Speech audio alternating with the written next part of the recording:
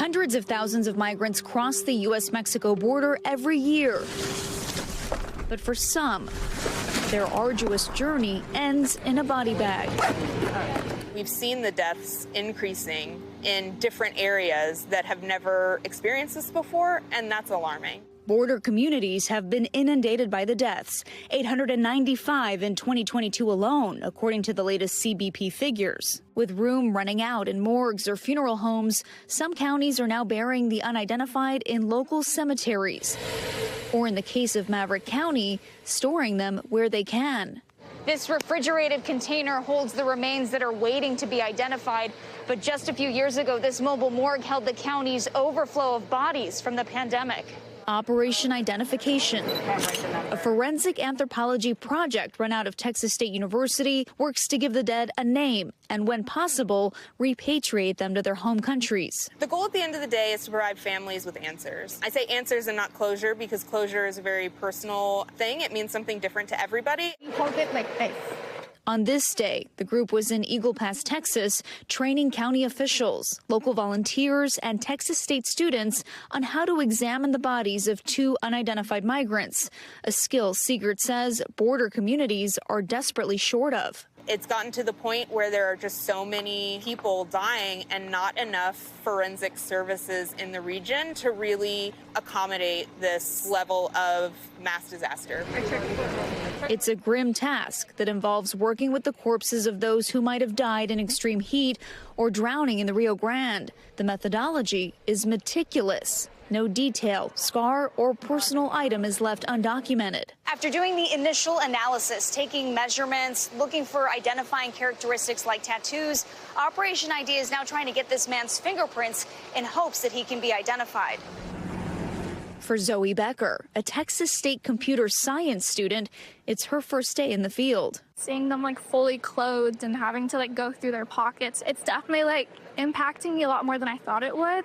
Volunteer and lifelong Eagle Pass resident America Garcia Graywall has done this before. It's very intimate, it's very touching, and there's this hope that maybe this necklace, maybe this, belonging will help us connect this person to the people who love them. The project has identified nearly 200 people out of the more than 600 cases processed since 2013. And on day one, I will launch the largest deportation program of criminals. Now, as threats of mass deportation simmer on the horizon of a new administration, the project and officials are gearing up for a spike in cases as migrants potentially make another push for the border.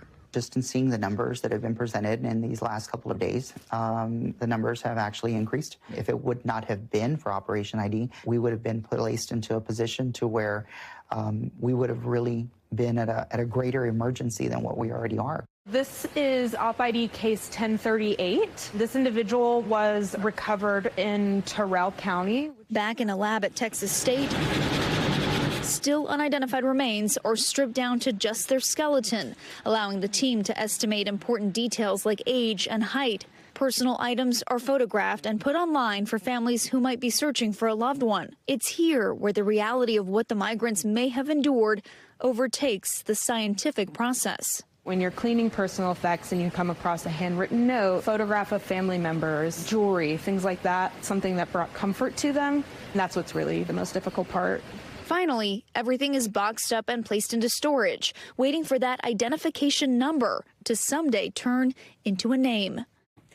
And Valerie Castro is back from the border, joining us now here in studio. Valerie, take us into this process a little bit more. What happens after they've identified the bodies? So the next steps are that Operation ID works in conjunction with various consulates. Once they've identified a person and what country they come from, that consulate works to try and reach out to family in that home country, and that's when they begin the repatriation process.